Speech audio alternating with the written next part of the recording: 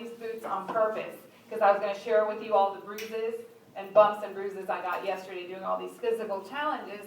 But anyhow, I really commend him. He edited my little paragraph and read it very well. So I'm here to kind of share with you a little of my experience. The main thing of why we're here today is to say no to drugs.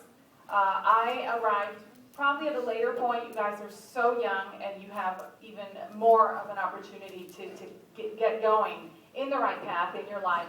My cross path happened to me when I was, not too long ago, about 5 years ago, when I was getting a divorce. At that point, I had a choice. I could have, like one of the stories that you guys had heard today, read about the single mother who at that point, she had the choice and she chose to do drugs. And we all just heard what happened to her. Well, at that point in my life, I found myself in a new city, which is here in San Antonio. I'm going to put this down. Can you guys hear me if I don't use it? Yes? Yes. I'm Latina. We tend to talk and we tend to talk loud, so you guys can hear me good. And I like using my hands when I'm talking. So anyhow, I had a choice at that point because I'm in this city. I'm not originally from San Antonio, so I find myself here with no family, no friends, and then suddenly divorced and starting from zero with absolutely nothing and having to decide what to do to provide for my 2 kids. And Lord knows I'm not a young one, so it wasn't like I got to start at 18 to, oh, now I get to start my career, what do I do? I was 37 when that happened. And I could have turned to, getting drunk or some kind of drugs to deal with that moment in my life, that difficult situation. But instead, what I did was remember my faith, and which is what I'm kind of reaching out to you to tell you, because look where it got me. I remembered my faith, and so I say this prayer because I was feeling so weak, and I'm like, I don't know what to do. And when you arrive at that point, that is when you guys have to have the most faith, whether it's in yourself, or you go to your best friend, or your parents, or some family member. Mine was God. So I said a prayer where I said, I'm feeling my will is very broken right now. My faith is still there, but my will is broken. So how does God answer me? Just by knowing that I believed. A week later, I had to go to LA. One of the other jobs that I do is I coach girls for the Miss USA pageant. And I had to go out to LA to coach a bunch of girls there.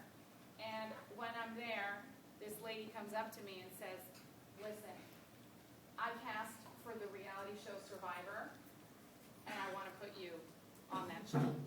So when that happened, it didn't seem like so much of an answer to a prayer. I'm like, is that the answer? Great, I'm going to go out there and starve and dehydrate. Am I supposed to say thank you? I think. But it happened for a reason. And so when it happened, I said, you know what, I'm going to listen to it. It's coming to me for a reason. And then I started hearing about the hundreds and thousands. And now that I am a castaway, I have been on, I survived. I was on Survivor Fiji. I did it. I went out there. Now I can tell you guys the hundreds and thousands of emails that I get from hundreds of thousands of people all over the world that are dying to get that opportunity to do something like that. So of course I came out of that, and long story, the end story is where I am today. I am living my dream life. I'm living what many people would consider a dream life that I would not be doing if I had at that one moment made the wrong choice and started to deal with that crisis, that moment of how am I going to start a career? And nonetheless, in television, where my career has always been, I'm not, I'm out there competing with girls like you girls that are half my age and twice as beautiful as I am. But I said, I don't care. I'm going to believe in myself, and I'm going to go for it, and I'm going to have faith. I'm not going to go to drinking alcohol, to doing drugs, to deal with the fact that I feel so lost right now. I'm going to find my way, and I guess what I wanted to share with you is how I did it, because I'm not just preaching. That's why I didn't come up here with a piece of paper. I'm sharing and I'm talking to you guys. I'm telling you guys, this is my story. I lived it, and I lived it at twice your age. So pardon the pun, if I can survive a tough situation, and I had 2 lives. You guys, hopefully, I don't know all your individual stories, you probably have a similar story where you have lives depending on you. So I understand, because that's what I had.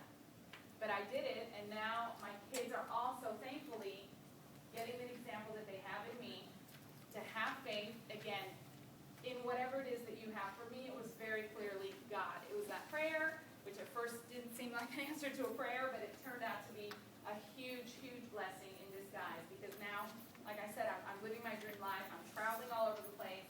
I can't believe I'm working when I'm working. My work is on TV. And when my shows are over and my producer's telling me to wrap, I can't believe that my hour is up and that was work for me. But I had to go through, really, really tough moments. And being on Survivor is no piece of cake. If you guys have any questions, how many of you guys have seen Survivor? There's a few of you. And everybody has heard of it. It's a very, very known show. Do you guys have any questions about what it was like for me on Survivor? Anything that you guys want to know behind the scenes stuff? You can take advantage. I can tell you some things that I probably am not supposed to tell you, but I will answer any questions if you guys have anything that you might want to know. I'm seeing. Don't be scared. I'm not going to bite. I'm not going to jump at you. I'm not going to vote you off like we do on the show. So go ahead.